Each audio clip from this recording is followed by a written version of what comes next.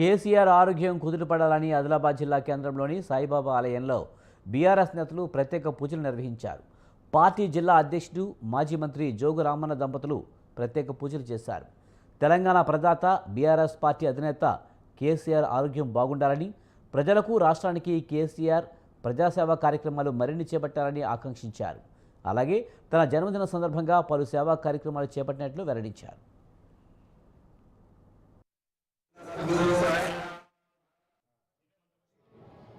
తెలంగాణ తొలి ముఖ్యమంత్రి కేసీఆర్ గారి ఆరోగ్యం తొందరగా కోలుకోవాలని, వారు తొందరలోనే మళ్ళీ ప్రజాసేవలో భాగస్వాములు కావాలని చెప్పి ఇక్కడ ఆదిలాబాద్ శాంతినగర్లో మరి సాయిబాబా ఆలయంలో సంకల్పం చేయడం జరిగింది.